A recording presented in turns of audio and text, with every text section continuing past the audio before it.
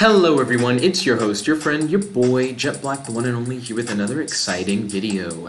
And in this video, I am going to be talking about an open source superhero that I created, named Great Lightning, aka Lightning Limbs. I'm going to go over the character's real name, superhero names, occupations, superhero origin, powers, villains, weaknesses, and I'm going to cover a design that I've created based around the character idea. So yeah, I hope you guys are hyped for that. Also, this character is loosely inspired by the character Black Vulcan from the Super Friends animated series. Now, as I stated before, this character is an open source superhero character, meaning that anyone can use this character without any conditions. So yeah, let's jump right in and talk about the character's real name. So the character's real name is Dr. Alec Trick. It's supposed to be like a play on words like Dr. Electric kind of thing. His superhero name, or names, he has two that I came up with. One is Great Lightning. Now, Great Lightning is what Black Vulcan used to say as his catchphrase. Whenever he was surprised, he would say, "Great Lightning." And I thought it would be an interesting idea to make a character somewhat inspired by Black Vulcan who used Great Lightning as their name, similar to how DC changed the name of the character Captain Marvel to Shazam. When they couldn't use the name Captain Marvel anymore, decided to associate what the character used as a catchphrase as their true name, because it's something that's very recognizable for the character. And I was like, oh yeah, I think that would be like a cool idea to play with this, almost like an homage to that. So that's where the name Great Lightning comes from. Lightning Limbs was a name that I thought of due to the alliteration, and because one of the character's powers involves having their limbs being made of lightning. They essentially have arms and legs made of electricity that they can form into constructs. And I felt like Lightning Limbs is something that I could legitimately see someone calling this character. Because when you look at him, I imagine one of the first things you might think of is like, oh yeah, he has lightning for limbs. So his occupations. So he's an inventor, but he's also a monster hunter. And we'll dive a little bit more into his occupations when we talk about his superhero origin. So he is the latest generation of a family of vampire hunters with a passion for inventing amazing machines. He is a successful inventor by day and monster hunter by night. He gets his powers from a special power suit that grants him the ability to manipulate a variety of special magnetic fields. And I just want to put in parenthesis a special power suit that he invented, since he's an inventor. Jumping from his superhero origin into his power set, he has 4 powers. His first power is called Atomic Fields. So using magnetic fields, he can manipulate how atoms attract and repel other atoms. This ability can be used to transmute and atomically deconstruct matter. So if he wanted to, he could take like a backpack and then manipulate the atoms in the backpack and turn it into like a cinder block by manipulating the atomic structure of the backpack. But he could also take a backpack and say all the atoms repel from each other, and essentially it would disintegrate the backpack.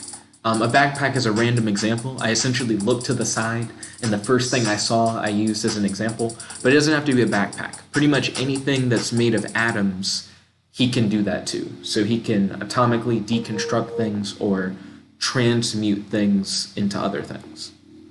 His second power is Lightning Limbs, which we mentioned earlier. So he has the ability to transform his arms and legs into pure energy, allowing him to shapeshift his arms and legs into energy constructs. Now, Lightning Limbs is an interesting power. I originally wasn't going to give him this ability, but there are 2 reasons why I decided to give him Lightning Limbs. Reason number 1 is I've recently started trying to draw superhero characters, and I quickly realized that I don't like having to draw proportionate limbs once you start trying to like make a character move in a scene. And I was like, how can I get around having to make a character's limbs always look like they have the proper proportions? And by making a character like a shapeshifter, or giving a character like stretchy limbs, you can essentially draw their limbs however you want, and if they're disproportionate, that's because of the fact that they like can change the shape and size of their limbs at will. So I, in one respect, decided to give him lightning limbs because I felt like he'd be easier to draw. And then another reason why I gave him lightning limbs is because Black Vulcan, the Super Friends character that he's inspired by, he actually could turn like the lower half of his body into lightning in order to fly around.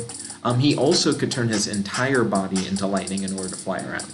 My character isn't straight up transforming into a lightning bolt necessarily, but he can do the leg portion of his body similar to Black Vulcan, but he can also do it to his arms, turning them into lightning. Also, Black Vulcan never took it as far as to turn his legs or arms into energy constructs, but I felt like that would be a cool way to like take that further, you know, rather than just, oh, now my arms are made of energy, what do I do with them? You know, he can use them to stretch out his arms to grab things from afar, but he could also turn his arm into like a giant hammer, or into like a bow and arrow, or into a gun, you know. Anything that he could really imagine, he could shape the energy of his arm into.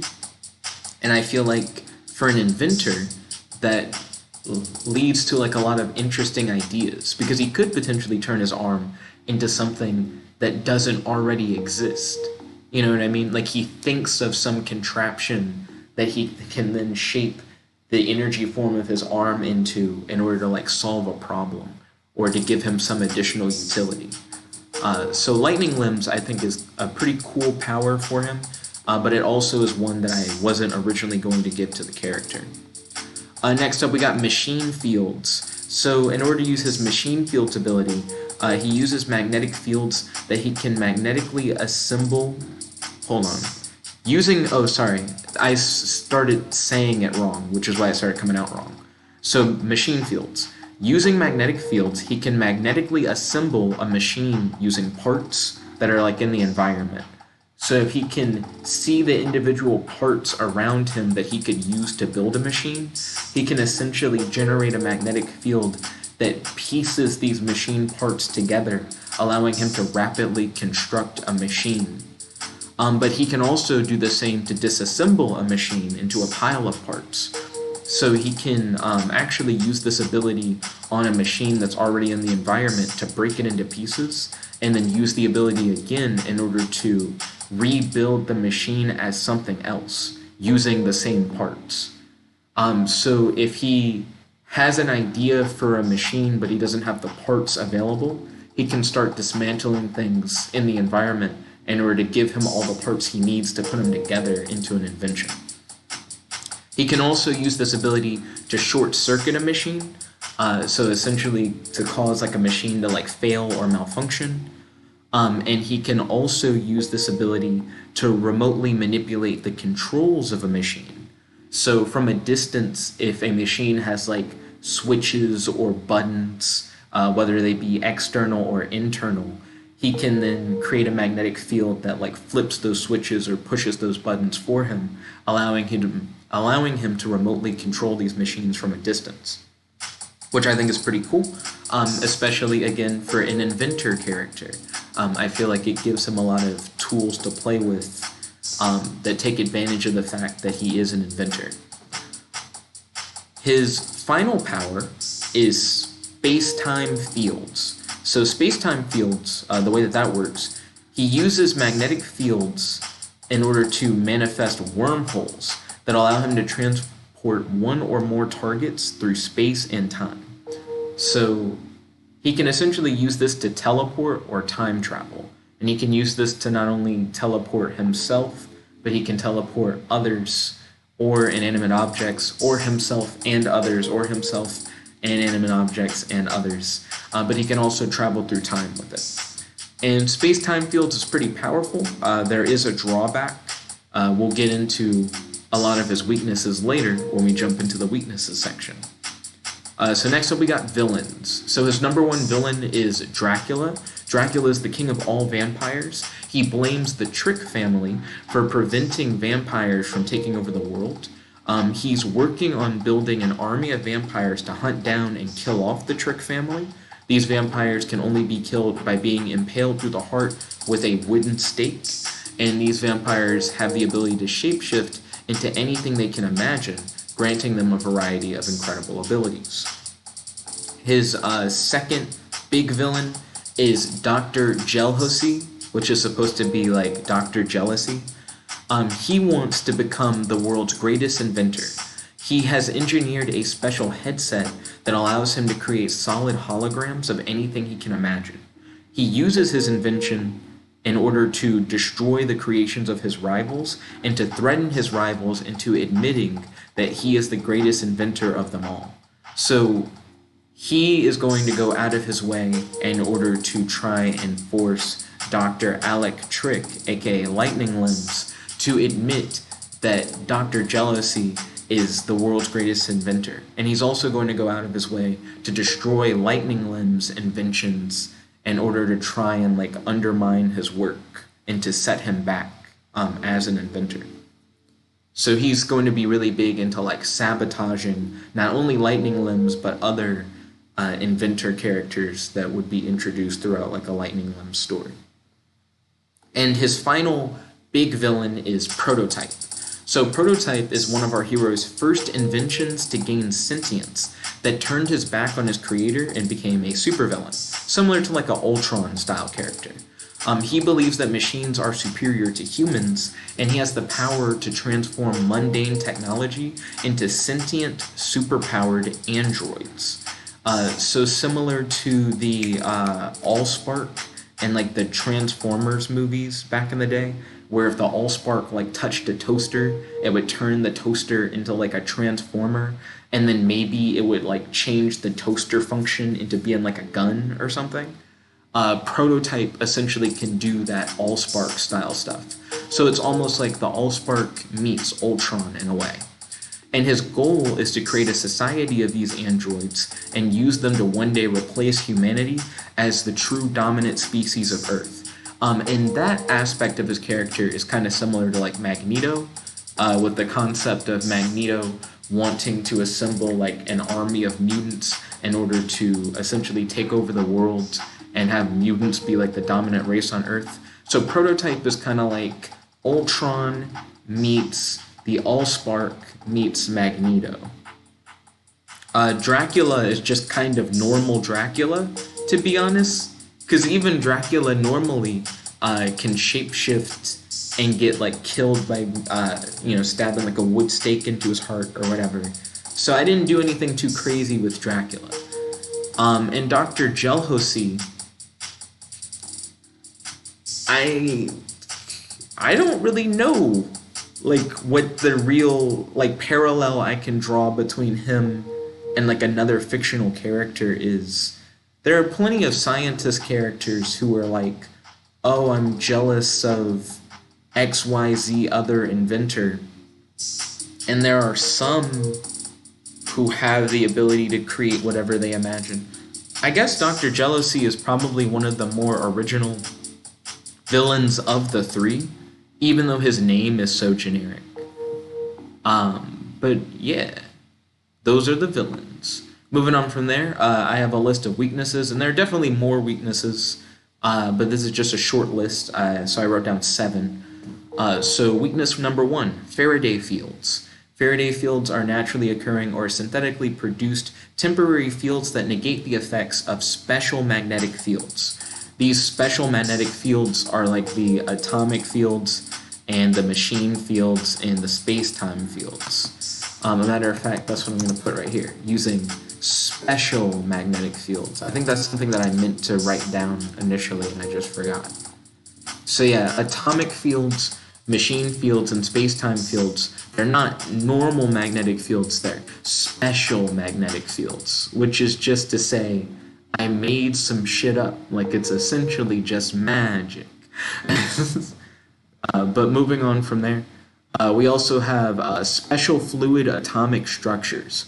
So special fluid atomic structures can resist the effects of atomic fields because they are constantly restructuring themselves on an atomic level. Boop, boop, boop. So on an atomic level. An example of a special fluid atomic structure would be the bodies of shapeshifters, like vampires, because shapeshifters are constantly rearranging their own atomic structures in order to change and maintain forms.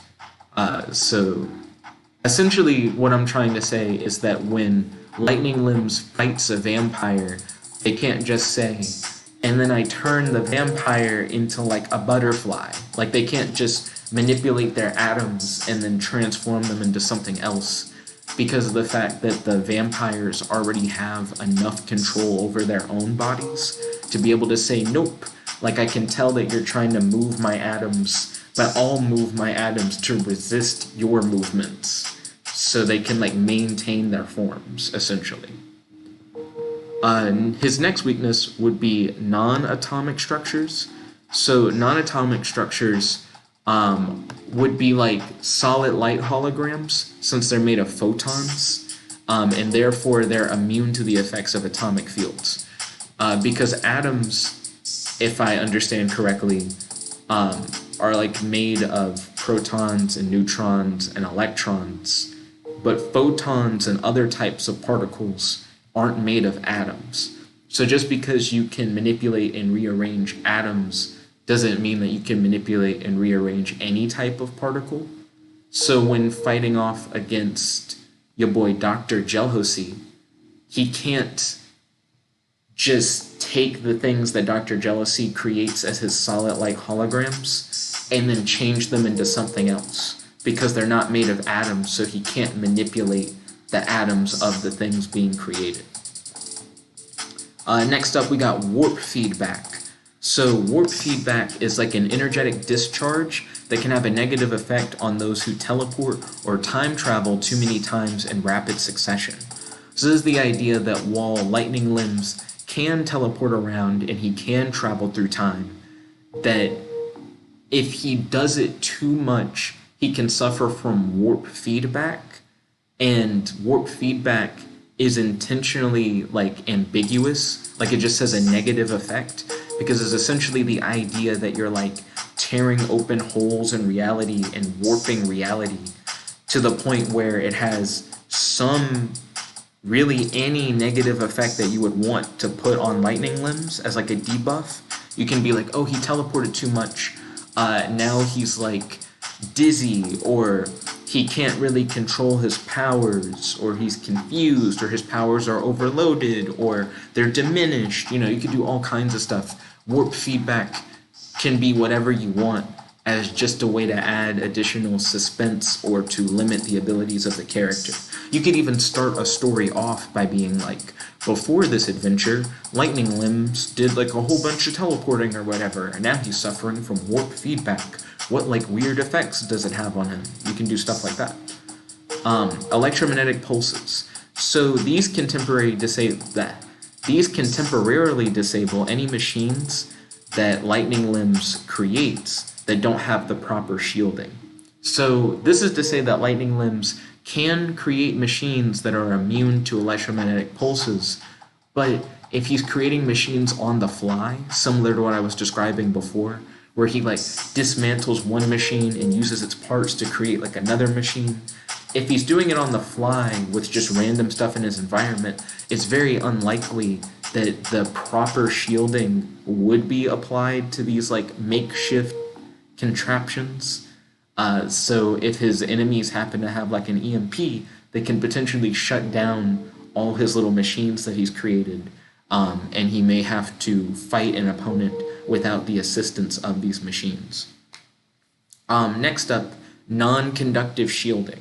So his lightning limb attacks deal little to no damage against non-conductive shields. So these would be shields created from non-conductive materials, meaning that they don't conduct electricity. So he can try all he wants to like bash through non-conductive shields. He's not going to make a lot of progress due to the fact that they don't actually conduct as electricity. It's like his attacks kind of bounce off of the shields in a way. Next up, we got electric redirectors. So similar to lightning rods, electric redirectors can attract lightning limb attacks away from their intended targets. So if he tries to like stretch out his lightning limbs to punch an opponent, if there's an electric redirector in the area, it's more likely that his punch will like divert away from its intended target and hit the redirector instead. And essentially his enemies could place these in the environment or have drones that fly around with electric redirectors on them in order to essentially make it harder for lightning limbs to hit them with attacks. But these are 7 weaknesses, but I'm sure you guys can come up with more weaknesses. Definitely let me know if you guys do in the comment section below or on our Discord. There'll be a link to the Discord in the description. Now let's look at his design. So this is like a image that I made that doesn't have any color. As you can see, he has these big magnet looking loops that he has in place of like his arms and that he has for legs. Essentially his lightning limbs come out of the middle part in between these big magnet loops. So you can kind of draw his limbs emerging however you want, because his limbs will emerge however he imagines them to be. His limbs are essentially energy constructs. So it gives you a lot of wiggle room to make his arms and legs look however you want, with this just being like his base body. So here he is fully colored, and I have different variations of this. I really like his lightning bolt in the hair. I do think his design is very like minimalist and kind of old school.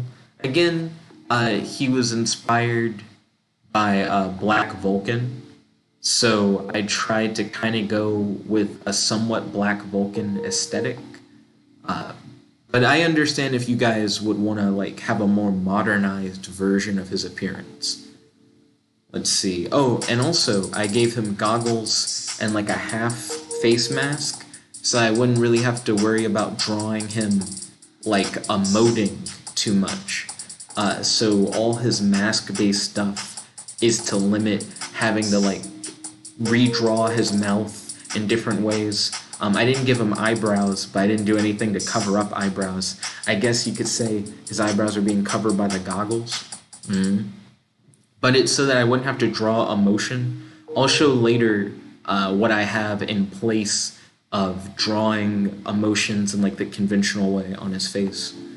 Next up, here he is with, instead of legs, it's just kind of like electric jets shooting out of his legs, so that he can kind of fly around. Here's an image where the electric jets are propelling him in a direction. He's going right in this image, but if you flip it, he could be going left. You could use this other image to have him like hover in place or to like travel straight up into the air. This is actually supposed to be like an arm. Here's the arm flipped the other way. Here's an arm that's just stretched straight out. Again, he has lightning limbs, so you can kind of draw his limbs like thinly, like a bolt of lightning, but you could also like thicken them up and you can make them look however you want because they are just energy constructs. Let's see, here's a close-up of his face. Here's like a black and white negative of his face, which I kind of dig that. Next up, we have like a little energy blast. We have like an energy blast explosion. This is me playing with the concept of like what would his different special magnetic fields look like. This is like what would his wormholes look like, and then I have different colored variations of the fields in the wormhole.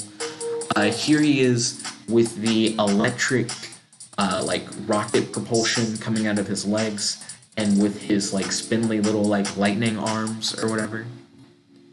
Here's a, this was my concept for what a Faraday field might look like, because a lot of times we associate red with like bad. So it's like, oh no, he's stuck in the red Faraday field or whatever. His special magnetic fields won't work. So here's him being like alarmed or excited. So you have like lightning construct exclamation points around him. You see stuff like this in like anime and manga all the time. So I feel like a cheap way of expressing emotions would just to be to have these close-up panels where it's like, oh man, what's going on? Here's like he's confused or he's surprised, like, oh, what's going on? Here he's like happy. This one's like the lamest one. Well, no, it isn't, because I also have the sad one. They're both pretty lame.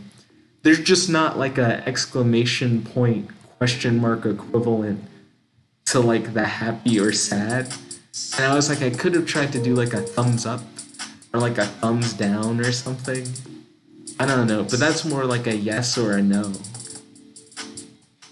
But I don't know. It's weird, but I dig it. I think these two work the best for like expressing like a certain emotion. And these two they exist. I can keep working on that. This was cool. So I was like, what if I inverted the colors on each side of his face? And I was like, that looks kind of neat. So then my next thought process was like, well, what if I inverted the colors on like his whole body? And then I was like, oh, that looks too busy. Like there's a little bit too much going on with the color inversion on both sides. My boy's starting to look like a puzzle piece. So then I was like, well, what if you just invert the face? And I was like, well, now his face looks really cool. His body doesn't look nearly as cool as his face. But if I tried to do it with his body, it seemed like it went too far. So I don't know what a good middle ground is. I mean, the normal design, he just looks normal. But I do think the face adds something that does seem a little bit more modern. Like it doesn't seem like the kind of thing you would see on these older Super Friends characters. But I don't know what like the next evolution of everything under the neckline would be to try and like make it look cooler, to add more complexity to the design. But I believe those are all the images that I've made of the characters so far. So yeah, we've covered his real name, his superhero name, his powers, his villains, his weaknesses, and we've looked at some images that I've done of his design. Feel free to use any of the stuff in this video to create your own like works featuring this character. I would love to see what you guys make. Now that we've gone over all this stuff, I would love to give you guys a quick call to action. So this is what I want you guys to do now that you guys have sat through this whole video. So here's what I want you guys to do. If you vibe with the idea of this character, leave a like on this video. If you want to talk about this character in depth, leave a comment below and message me on our Discord. Let's get a conversation going. If you want to share this character with others, feel free to share this video with your friends. And if you want to stay updated on new characters I create, subscribe and ring that notification bell. Thank you all once again for tuning into this video. There's your host, your friend, your boy, Jet Black the one and only, logging out. Peace. Chicka-da-ga.